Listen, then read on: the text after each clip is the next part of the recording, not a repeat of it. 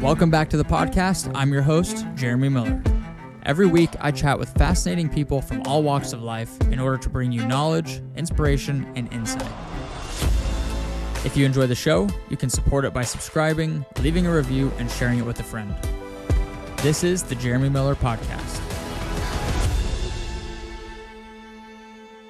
What is going on, everybody? Welcome back to another podcast. Yes, I am doing another solo podcast. I never thought I would say that in my entire existence, but here we are doing another solo podcast 1 week after I just did one. I am not really a big fan of solo podcasts, but you guys apparently loved the Chicago Marathon recap one that I did last week, where I answered a ton of your questions regarding the Chicago Marathon, how I trained, how I prepped, all my strategy going into the race, and everything around the Chicago Marathon. So I figured I would give you at least one more. I'm going to test out kind of a different type of podcast today just to see how it goes. This one's going to be hyper-focused on one specific thing, and as you can tell by the title of the podcast, it's going to be all about how to recover after running. And when I was originally planning out this podcast, I was really just looking at my own experience, just like from an anecdotal standpoint of how I kind of group my recovery and everything into these three categories, these three buckets of active recovery, sleep, and nutrition. But as I was preparing for this, I was like, you know what? There's probably a lot of studies and science and data behind all these things, not just me going out and, doing them and learning via experience. And sure enough, there is a whole study that is dialed in on this exact topic. Instead of the three buckets, they put it into four buckets, and they called it the 4 R's. And that is Rehydrate, which is talking about water and sodium electrolytes, basically. And then Refuel, which is focused solely on carbohydrates for before, during, and after intense exercise. And then the third one is Repair, which is focused primarily on proteins and creatine, casein, different types of these nutrients that you can use post-exercise to help with recovery.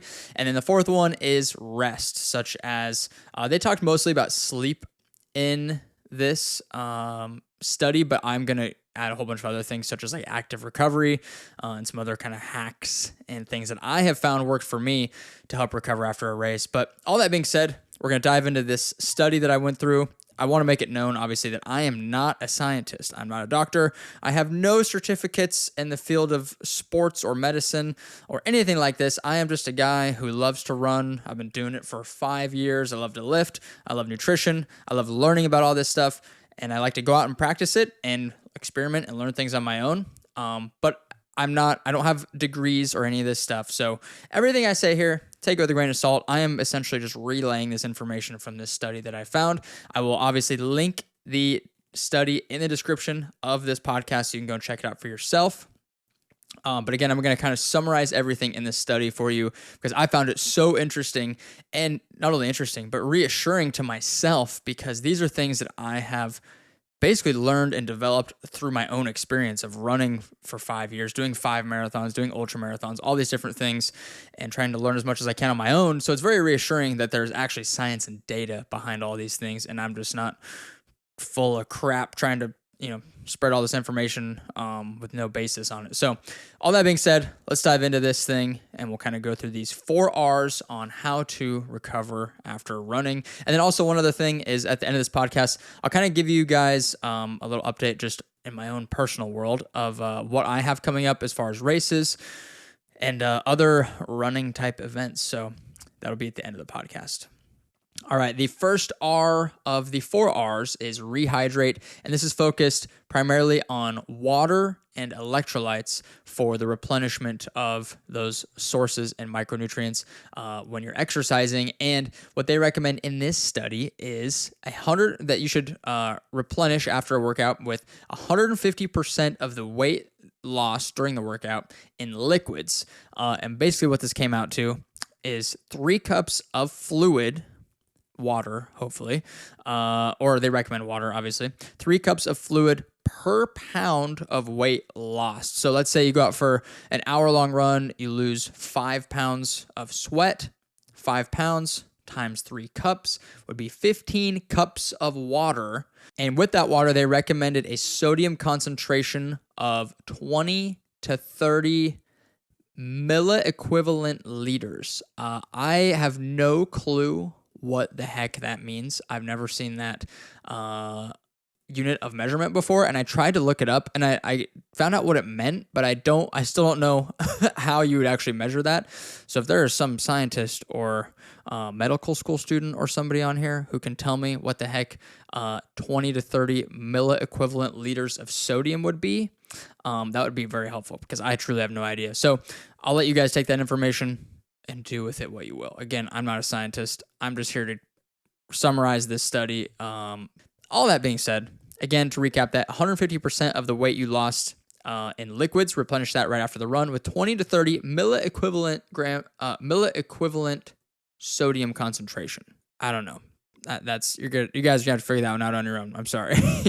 They also talked about how high sodium foods are super, super beneficial, such as crackers, pickles, nuts. Anything that has a lot of salt on it, that's obviously going to help because there's high sodium concentration. Obviously, the electrolytes help shuttle water into your muscles. They also recommended, which this is backed by a lot of science, is chocolate milk, because it has a little bit of sodium, it has electrolytes, it has carbs, it has protein, it has fat, it has all these macro and micronutrients that helps your body recover right after a workout. So to summarize the Rehydrate portion of this, they recommend water and electrolytes immediately afterwards. Next best thing would be chocolate milk. The second R of the 4 R's is Refuel. And in this study, they talked mostly about carbohydrates and their crucial role for recovery, and how not only should you be taking carbohydrates after you work out, but how important it is to actually be taking carbs on a daily basis.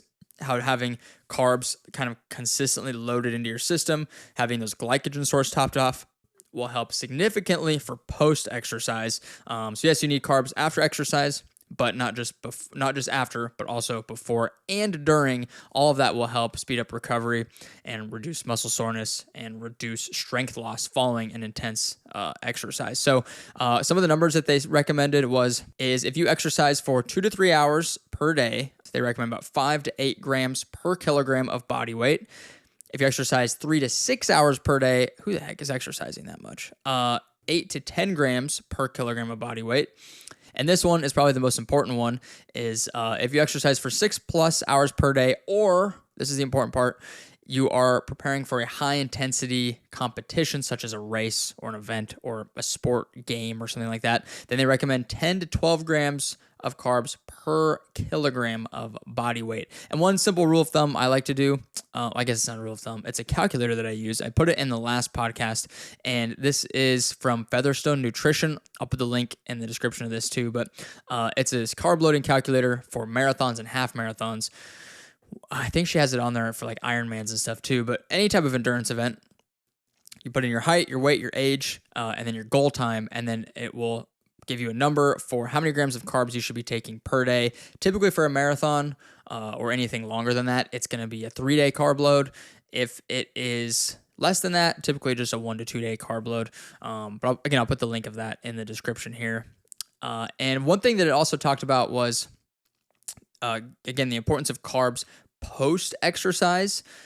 And I think a lot of people overlook this. I rarely, growing up, ever heard anybody talk about getting in carbs after exercise. The only thing I ever heard people talk about was carbs before, protein after.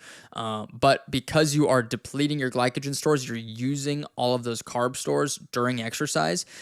Your body, your muscles need that to continue functioning even after you're done exercising. And so you need to shuttle a bunch of carbs and glycogen back into your system. That way you can recover faster and you can get to the next workout even faster and less sore. And so what they recommend was post-intense exercise, make sure you get in a high-carb meal within 2 hours of exercising.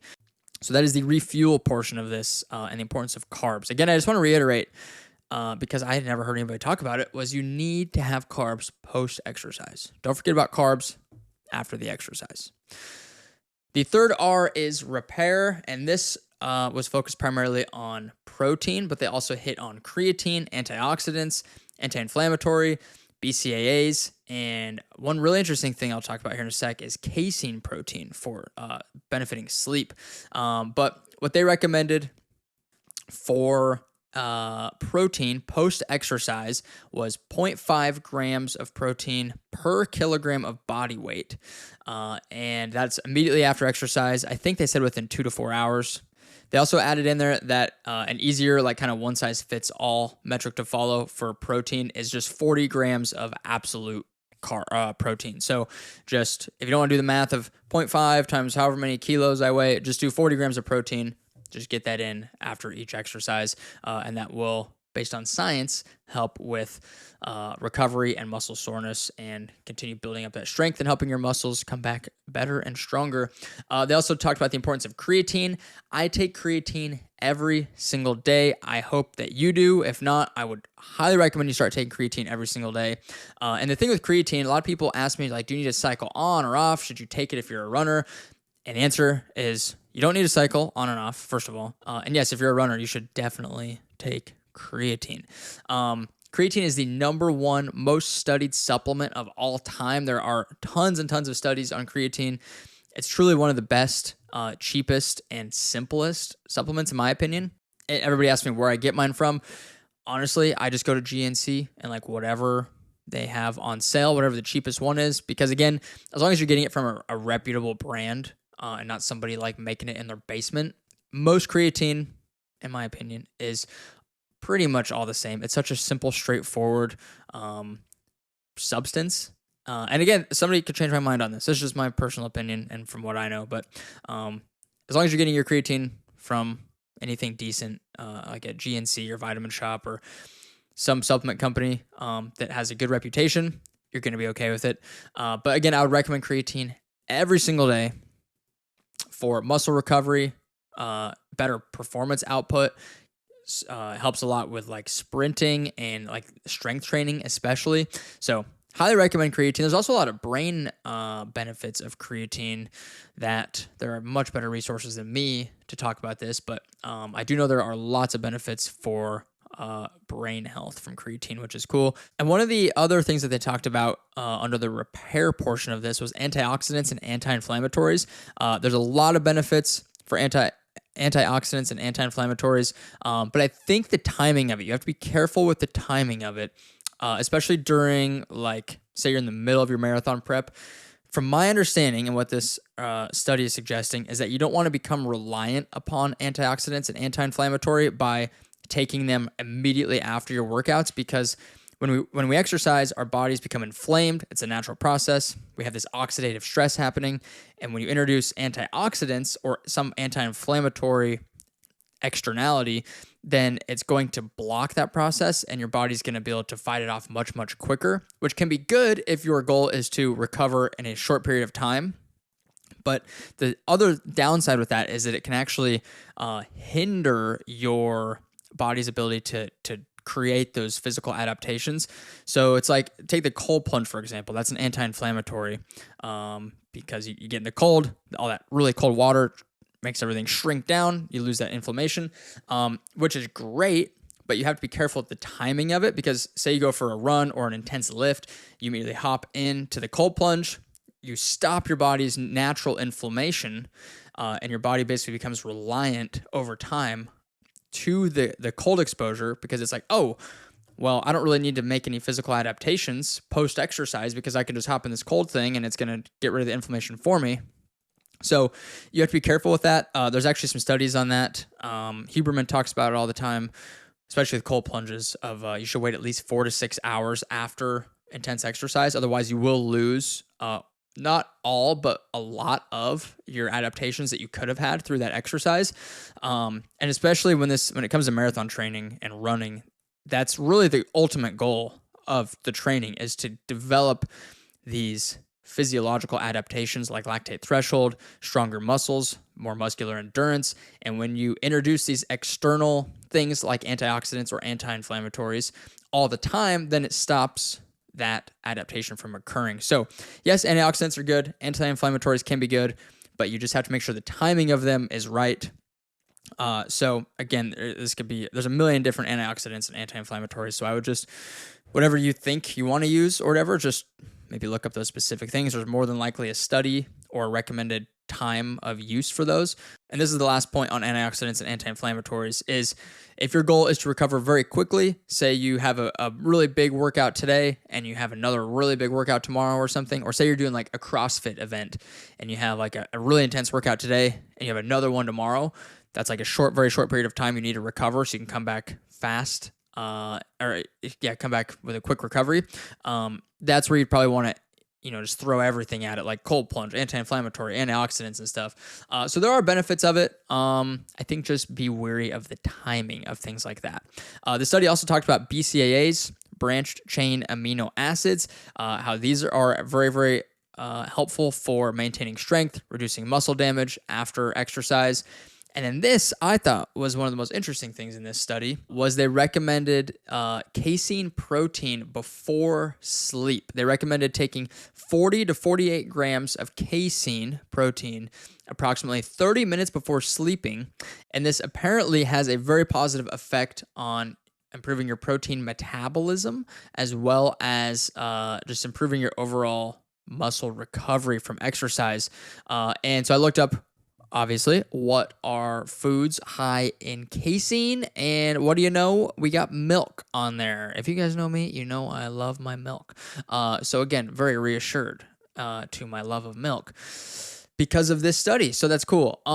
Again, it's 40 to 48 grams of casein protein, approximately 30 minutes before sleeping, which I thought was just super interesting. So again, things high in casein is milk, cream, butter, cheese, really any kind of dairy product will be quite high in casein protein. So maybe we all just need a little bit more raw milk in our lives. And then the last R of the 4 R's is rest. And in this study, they primarily talked about sleep, just how important sleep is. I found these 2 other studies regarding sleep. One of them was from Stanford basketball players who increased their sleep from less than 7 hours per night to 8.5 hours per night. And on average, they all ran faster, they shot more accurately. This is basketball players. And their reaction time improved and their overall fatigue decreased. So that's going from less than 7 hours of sleep per night to 8.5 hours. Obviously, sleep is one of the biggest hacks not even a hack, just one of the biggest things that I think we all skip out on for recovery after exercise or after running, after training. And I think it's just so overlooked by all these other things like these, what are they called? The Normatec compression boots and like cold plunges and the red light therapy and the Theragun percussive therapy, all these different things. Yes, they're cool. They might have some benefits. But in my opinion, and I think the science would agree with this, is that sleep is really one of the best things for recovery, making sure you come back strong and fresh over and over and over again. Yes, you got to do all these other things too, but I would say like per unit of output, sleep is probably the most bang for your buck. Another study I found said that getting less than 7 hours of sleep per night increased your risk of injury by 170%. That is nuts. I personally try to get minimum 7 hours. Like if I get less than 7 hours, I'm mad at myself. It doesn't happen very often, maybe a couple times a month, just because life happens, things come up. But I always try to get at least 7 hours. If I can, I'll get up to 8. I will try to maybe a couple times a month, just like not set an alarm if I can help it and just let my body wake up naturally. It's very hard to do with dogs, but I will do that from time to time whenever possible. And just some other kind of like tips I could give you for sleep that I've found to help me is really the overall number one biggest thing, which I talked about this in the last podcast, was consistency. And again, if you look up, sleep tips, this is probably the number one thing that most people recommend too. And what I found to help me the most when it comes to sleep consistency is not being so worried about an alarm time, but being more concerned, like an alarm wake up time, but being more concerned about like a going to bed time or a going to bed alarm. If you have an iPhone, I'm sure a lot of you guys know this, but you can set up like the sleep schedule thing and it'll remind you every night at whatever time you want. It's like bedtime reminder, make sure you go to sleep soon. And I have that set up and that's a good reminder. I don't stick to it every night, but I try to. And that helps me a lot because it's like, okay, if I'm in bed every night by 9 p.m., 10 p.m., whatever it is, and I get in that good, consistent routine, then that helps me so much to wake up in the morning. And it makes, getting up to an alarm even easier because your body just gets into that circadian rhythm, and that rise and wake routine with the sun and the nighttime and all these things that we all talk about and see on social media. Obviously, it's easier said than done. And I know people that have crazy schedules, super inconsistent schedules, so that can be very, very challenging. The modern world is not very conducive to our sleep patterns, unfortunately, but do with it what you can. Try and be as consistent as you can. That's one of my biggest tips. And then some other like little things that I've found to help me is mouth tape. I started using mouth tape probably 2 or 3 months ago.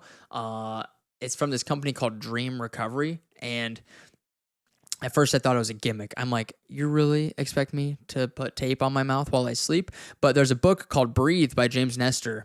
I would highly recommend you check it out. He's been on Joe Rogan's podcast several times, and his whole book is about nasal breathing and how important it is and how we're really not meant to breathe out of our mouths, but so many of us, because the foods we eat, the lifestyles we live, and several other factors, we tend to be mouth breathers, especially when we sleep. Like if you look, go on an airplane, you see somebody sleeping, most of the time they're going to be like with their head back and their mouth is wide open, breathing in that dry, recycled airplane air.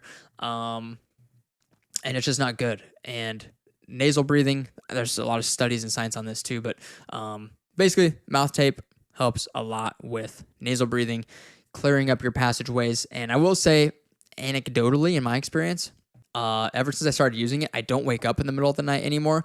I used to wake up frequently in the middle of the night, and I think what it was I was definitely a mouth breather, and so I'd snore, and I'd wake myself up from snoring, and I think I also talk a lot in my sleep, and when I have mouth tape on, I obviously can't talk in my sleep, and so it helps me from waking up in the middle of the night, which is amazing. I also have a Lagoon pillow. This is like a custom performance type of pillow. I know the owner personally. He's a great guy, and they make really, really amazing pillows. Basically, like you go on their website, you take a quiz about your sleep patterns, all these different things, and then it'll give you this custom recommended pillow just for you. So that helps a lot. And then another thing that I freaking love this thing. It's called a Chili Pad or Chili Sleep Pad. I've had this for like 2 years now, I think. It's essentially this like thing that lays flat across the top of your mattress, and there's like all these little water coils. You can't feel it when you're laying on it, but it's these like water coils that run across the top of your mattress, and then it feeds cool water through these little coils and these wires. And you know that feeling when you first get into bed and the sheets are nice and cool, and it's like, I don't know, it's just such a good feeling. That's kind of what the Chili Sleep Pad does all night. It doesn't keep your bed like cold, but it keeps it like cool, like has that nice cooling feeling. So it prevents it from getting hot, basically. And I freaking love that thing. I think I said it's like 55 degrees, and it's amazing. But yeah, if you guys want some other resources for sleep, it's a super, super popular book. I read it a couple years ago, and it truly changed my outlook on sleep. It's called Why We Sleep by Dr. Matt Walker. Again, he's been on the Rogan podcast a couple times. He's getting super well known, which is amazing. But his whole thing is sleep, how we're all sleep deprived, and how we can kind of combat that and different things we can do to improve our sleep. So I would highly recommend that book, or at least listen to some podcasts with him if you haven't already. And then the last thing I'll talk about with the final R for rest is just active recovery. I talked about this again a little bit in that other podcast, but in case you guys missed it, I'll kind of go over it here too. But walking is by far my favorite form of active recovery. Not only is it like very meditative, it helps mentally clear your mind, but from a physical standpoint, nothing makes me feel better than walking. Like I could be so sore, like literally in Chicago this year, ran the marathon, went out later that day, or ran the marathon. I was laying in the hotel room for a few hours, just resting. Got super tight and stiff. Everything hurt. I felt like crap. And I was like, okay, I need to go for a walk. So I went for like a 45-minute walk met some friends at dinner. And then felt great. Like literally 5-10 minutes into the walk, everything loosened up. My blood was flowing. My joints felt good. I love walking so much. I would recommend, this is kind of my protocol after running a race, is same day of the race, later in the afternoon after I've got some food and showered and rested a little bit, then I'll go for about a 45-minute walk, if not longer. Just get the legs moving, get the body moving, get the blood flowing. It also helps clear out all the lactic acid that gets built up through an intense workout or a race. And then I'll basically continue that. I'll walk, again, at least 45 minutes per day until I'm comfortable running again. Usually, like this year for Chicago, I ran, I think for the first time, it was like Wednesday or Thursday. The race was on Sunday, so it took me about, I think, 4 days to run again. I was sick, so that didn't help. But legs felt good just a couple days after the race, and I probably could have ran sooner. But again, just keep walking. And I think a lot of that too, it helps like keep that good routine and that consistency that you had prior to the race, where you were getting up every morning, going for a run, or whatever time you normally go for your run. You keep that same window in your day, and you keep that dedicated to exercise or movement. And then it's just like whenever you're ready to start running again, you transition from the walking to the running. And I think that helps a lot. Obviously, the next transition into that would just be some really light jogging. Keep it nice and easy. Go for like 2-3 miles, just 20, 30-minute little shakeout runs post-race. I think that helps a lot. And I know as you build up into it, even during training, I know a lot of elite people do this. Is kind of where I got the idea from, is instead of making like Sundays a full-on rest day from running, just go out for like a little 15, 20, 30-minute shakeout run, even incorporate some walking, just a really, really light active recovery type of day, even in the middle of training. And I started doing that a lot for this last build in Chicago. Like Sundays, I would get out and run a little bit more, and that made a huge difference.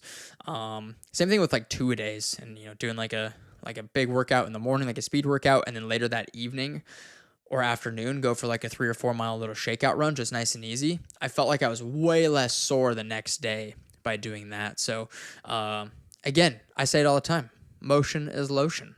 It's like one of my favorite sayings in the world.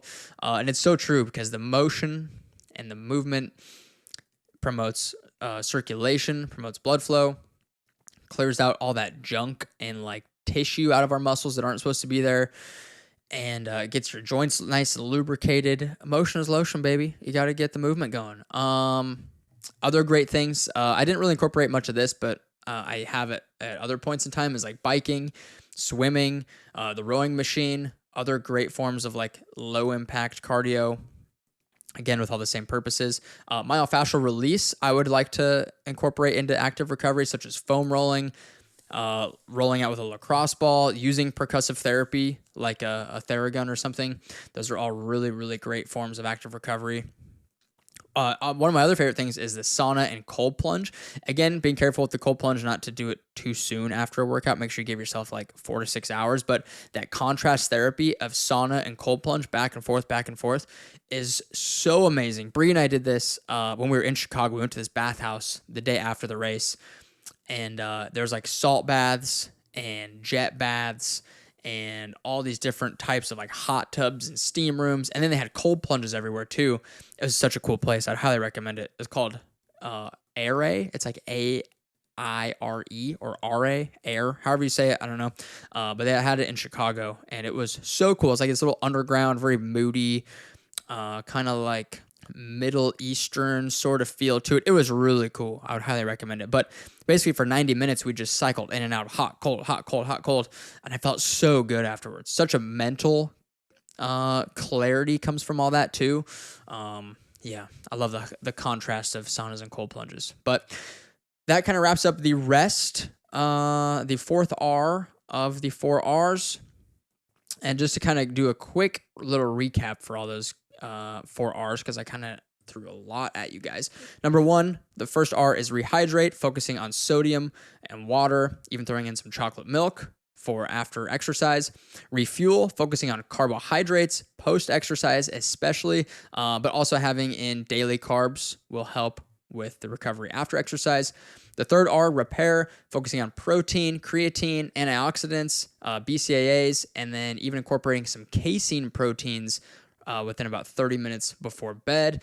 And then the fourth R is rest, making sure you're prioritizing sleep, getting good, consistent sleep schedules, and then incorporating some active recovery on your rest days during training, and then the days following a big event or a race. So hopefully those 4 R's were helpful for you guys. I found that study super, super interesting, and again, very reassuring to myself that I'm just not making all this stuff up on my own. There's actually science behind all of it. And before I wrap up this podcast, I just want to give you guys a quick update about my upcoming races and what I have planned, because a lot of you guys have been asking. So first off, yesterday, I just signed up for the Brazos Bend 100K race in, I think it's called Needleville. It's somewhere outside of Houston, Texas. That is in about 6 weeks. It's on December 2nd. Super, super, super, super excited for that. This will be my first 100K, and 100 kilometers, in case you don't know, if you need the conversion, is 62 miles. I've never gone anything over 52 miles. I've done the Bighorn 52 twice. I've done like the David Goggins 4x48 a couple times. I've paced some friends at ultras, but that was spread out over days. It was a lot of miles. But this will be the furthest I've gone all in one day, all in one race, is 100 kilometers, 62 miles. It's a very, very, very flat and fast course. I think it is a little rocky in some sections, but it's basically like this crushed gravel trail, super flat. I believe the 100K has like 600 feet of elevation gain for 62 miles. And just for reference, like the Chicago Marathon had like 240 feet of elevation gain. So it's like essentially nothing. Basically flat as a pancake for 100 kilometers. Very excited with that. I'm actually going to start working with Zach Bitter. If you don't know him, I've had him on the podcast. He is an elite ultra runner. He, at one point, I don't think he holds it anymore, but at one point he had the world record for the fastest 100 miles on a track, fastest 100 miles on a treadmill, the most miles run on a treadmill in 24 hours. Just an absolute savage. He is the master of flat and fast 100 milers and like long distance ultra. So I'm gonna be working with him for this. It's only 6 weeks, so not a ton of time to build, but looking more so at like the strategy side of things. So I'm excited to learn from him. And if you guys want some good information about running, go check out the podcast I did with him. I don't remember which episode number it was, but Zach Bitter, such a great dude, amazing athlete, and just a great person. And then following Brazos Bend 100K, I'll probably have some half marathons or some other things kind of sprinkled in. Might do the Austin Marathon here in February, but for sure going to be doing the London Marathon in April. That'll be my third world major. Very, very excited for that. I think I might want to go for a sub 240 there. Try and run like a 239, which is about 6-minute pace. I think I could do it. We'll see. It's very, very tempting. I'm really enjoyed just running really fast for Chicago. I think it was a lot of fun. So I kind of want to do that again for London, but we'll see. And then lastly, I've got the Bighorn 100-mile ultra marathon through the mountains of Wyoming. I just signed up for this last week. So excited for Bighorn. I have done the 52-mile race there twice. I did it this last year. I felt really good this last year, and I told myself, like, if I get through the 52 miles feeling pretty good, then I'm going to sign up for the 100-miler. And we felt pretty good, got through it, and so here we are, ready to go run 100 miles next June. Registration is still open for that. It goes very quickly. They just opened it last week, and I think it closes. It'll probably sell out within the next week or two. So if you guys have any interest in running the Bighorn 100-miler out in Wyoming next June, definitely sign up. I would love to see you guys out there. It's a really fun race. I'm definitely biased because I'm from Wyoming, and it's like 2 hours from where I grew up, but it is an absolutely beautiful, epic, intense, and muddy course. Everything you could possibly imagine you will experience on that course. So I can't wait for it. 100 miles is going to be nuts, but that's what I've got coming up. Thank you guys so much for listening to the podcast. I don't know if I'm going to keep doing these solo ones. I'm gonna test this one out, see how it does. The Q&A, you guys loved it last week, so I might continue to do some of these. I feel like I've just come on here and have a big old ramble party for like 40 minutes, but hope you guys enjoy this one. Hopefully you got some good information out of this one. Remember the 4 R's for recovering after running: rehydrate, refuel, repair, and rest.